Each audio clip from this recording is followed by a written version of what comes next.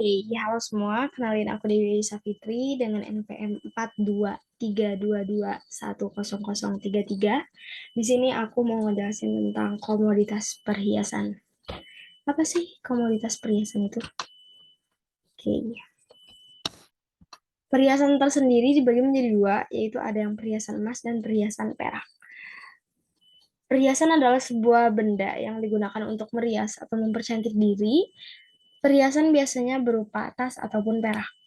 Emas adalah sejenis logam berharga yang dipercaya yang dapat mempertahankan nilainya dan digunakan dalam pertukaran. Nilai atom dari emas ini adalah 79, sedangkan perak merupakan salah satu bahan mineral hasil bumi dalam tabel periode. Perak merupakan dan memiliki lambang Ag dengan nomor atom 47. Perak merupakan logam transisi lunak berwarna putih yang mengkilap. Jadi bedanya di sini, kalau emas itu warnanya gold, sedangkan perak itu lebih ke silver. Nilai atomnya lebih besar emas, yaitu dengan angka 79, sedangkan perak ini memiliki nomor atom 47. Jadi dari nomor atomnya bisa dapat menentukan harganya, bahwa yang lebih tinggi ada yang lebih mahal. Lanjut, kenapa sih harus emas? Kenapa sih harus perhiasan gitu? Oke, yang pertama ada harga emas yang terbilang stabil. Jadi kalau misalnya kalian mau beli barang, terus barangnya yang nggak naik turun harganya, itu adalah emas. Tapi emasnya berbentuk emas fisik. Tapi kalau misalnya emasnya emas digital, maksud emas digital di sini itu kayak investasi, itu bakal naik turun harganya setiap harinya.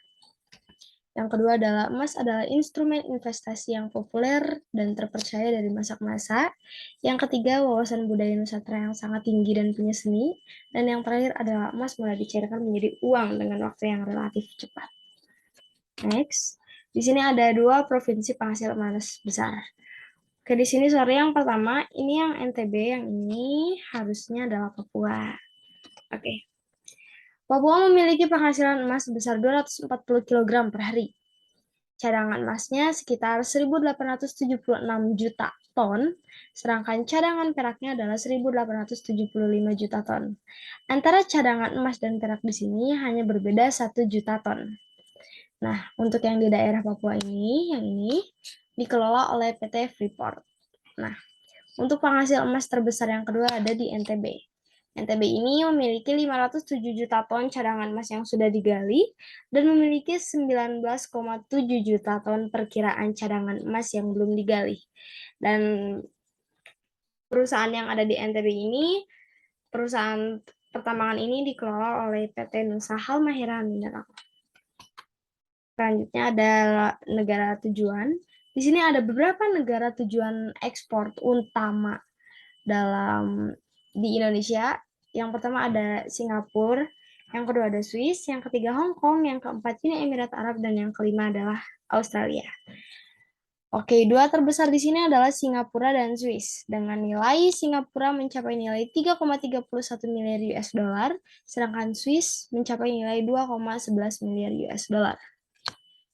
Data ini diambil dari data BPS atau Badan Pusat Statistik. Lanjut ya. Nilai ekspor perhiasan dalam 5 tahun ke belakang. Di sini saya mengambil datanya dari 2021 sampai 2017, karena untuk yang data 2012, 2020-nya belum keluar. Oke. Di dalam data ini terlihat adanya penurunan dan penaikan.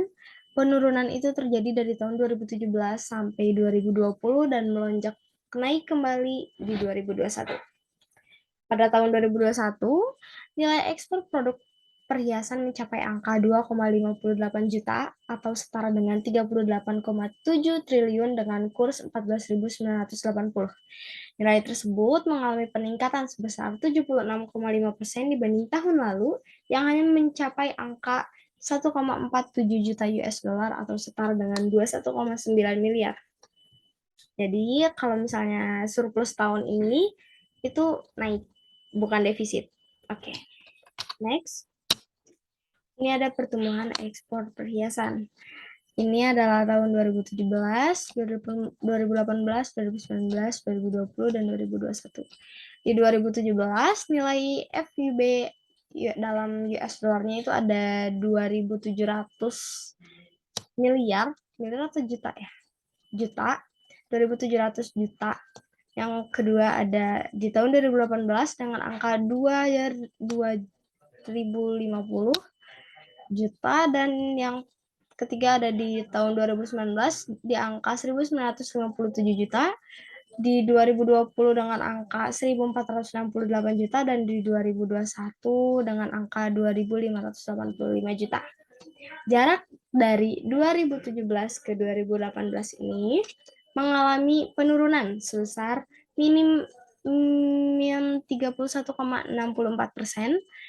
Nah, kalau untuk dari 2018 ke 2019 mengalami sedikit kenaikan, tetapi masih minus. Sedikit kenaikan, tetapi masih minus. Yaitu min 4,52%. Dan yang ketiga dari 2019 ke 2020 mengalami peningkatan sebesar 24,9%. Dan dari 2020 ke 2021 peningkatan ini sangat melonjak, yaitu meningkat sebesar 76,5%.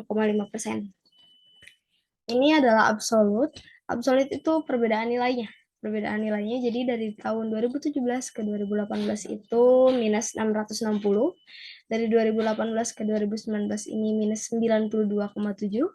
2019 ke 2020 minus 495. Dan 2020 ke 2021 adalah plus 1116,9 atau mengalami penaikan yang cukup drastis. Oke, lanjutnya ada sumbangsi ekspor terhadap pendapatan negara. Di sini saya mengambil contohnya adalah kontribusi PT Freeport terhadap pendapatan negara.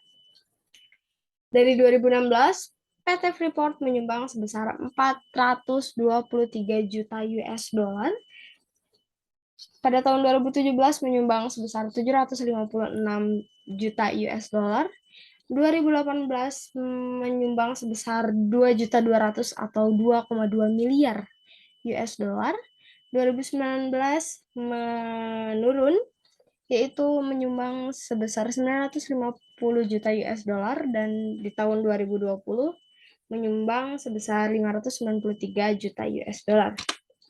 Oke, lanjut. Di sini ada beberapa upaya atau saran dari saya dalam menaikkan ekspor. Salah satunya memberikan subsidi kepada eksportir, menjaga ketersediaan barang modal, melakukan perluasan pasar ekspor, dan yang terakhir ada pemilihan komoditas pilihan. Oke, lanjut ya. Selain ekspor, ada juga impor. Nah, tujuan impor Indonesia ini, maksudnya Indonesia mengimpor emas dari negara ini, itu antara lain negara Hong Kong, Jepang, Singapura, Jepang, Australia, dan Swiss. Oh, ini Jepangnya ada 2 ya. Oke, begini. Lanjut, di sini ada nilai impor perhiasan dalam 5 tahun ke belakang. Ini kalau untuk importnya dari 2017 ke 2019 mengalami penaikan. Terus dari 2019 ke 2019 ke 2020 mengalami penurunan, sedangkan dari 2020 ke 2021 mengalami kenaikan kembali.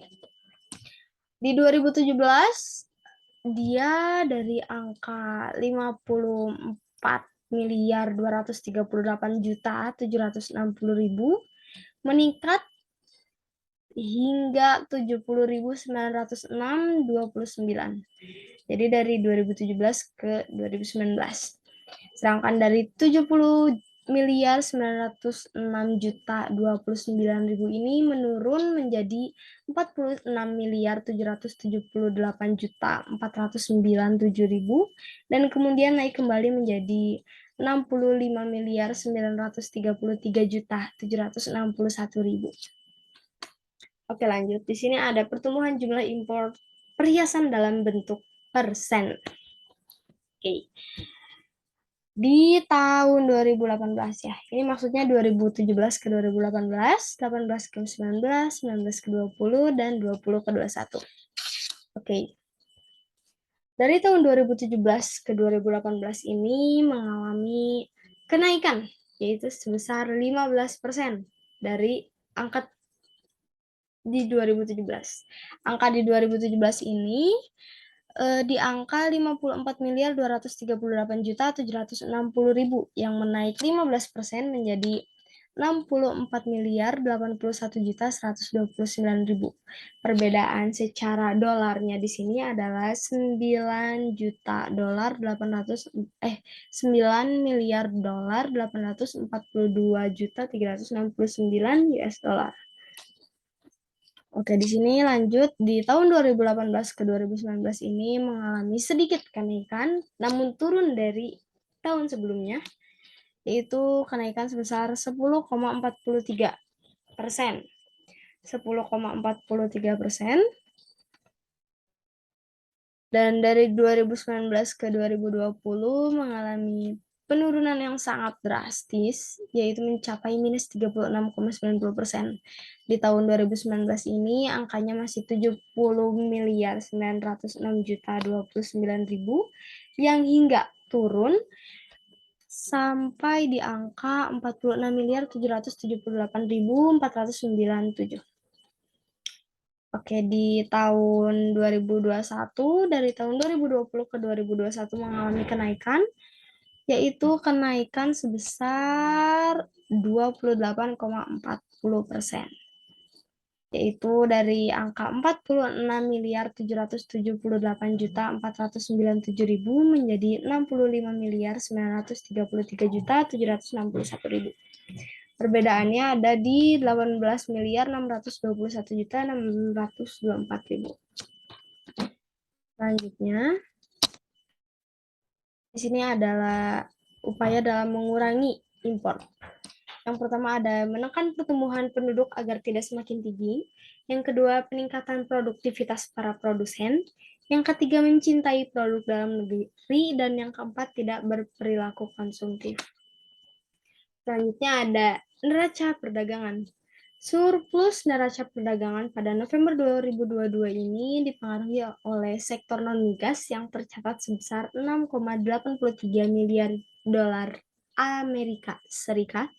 Dan kinerja positif ini bersumber dari produk manufaktur, salah satunya adalah logam mulia dan perhiasan. Jadi bisa disimpulkan bahwa neraca perdagangan 2022 pada bulan November ini mengalami surplus. Baik, mungkin kurang lebihnya seperti itu. Mohon maaf bila ada penjelasan. Wassalamualaikum warahmatullahi wabarakatuh.